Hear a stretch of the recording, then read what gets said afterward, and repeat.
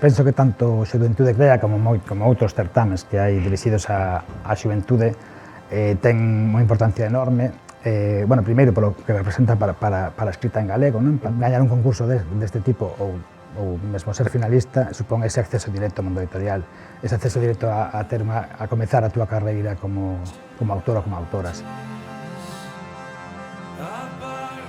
Tamén crecín con estos premios, fun evolucionando nestos anos e creo que é unha oportunidade moi boa, como un trampolín.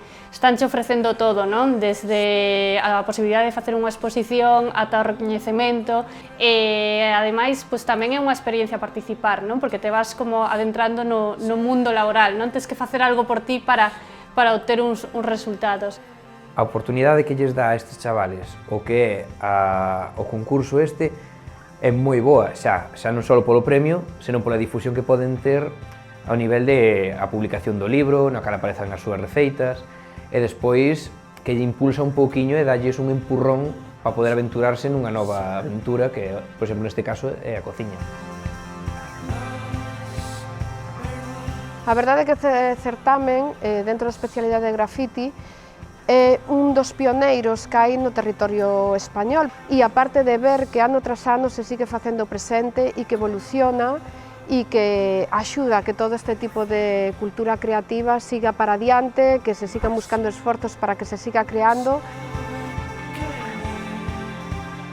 É unha barbaridade o que se está a facer agora mesmo en Galicia, non? En canto a estilos, en canto a propostas, son fantásticas e dá gusto ver, non? Que na nosa lingua xa se está a facer todo tipo de música. Podríamos dicir, vivir no presente, que é fundamental para seguir contando historias. De alguna forma, estás vendo por onde vai a creación actual, por onde ven o novo de todas estas xeracións que, de feito, van a ser os que sigan, que collan o noso testigo de seguir facendo cine galego.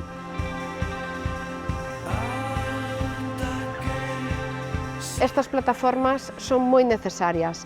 De como no seu momento lle dimos premios a xente que naquele momento que era noviña, pero que vías unhas cualidades moi boas e que de feito o paso do tempo demostrou que eran boas e que sentían esta arte e que sentían que querían vivir delo e que hoxe están demostrando que moitos deles, bueno, este é a súa vida, se dedican a hilo e co cal demostra que máis que nunca a conclusión é esa. É moi necesario este tipo de premios e debemos ir cada vez a máis e máis participacións e que incluso con moita máis difusión.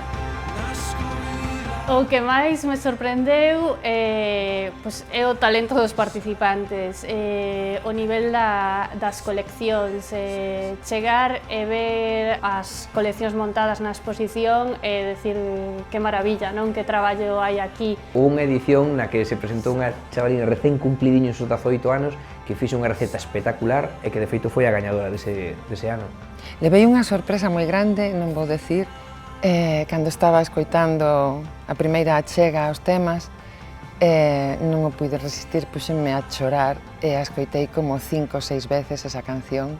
Para min foi como un regalo, como ese premio que me levo despois de participar nesta edición.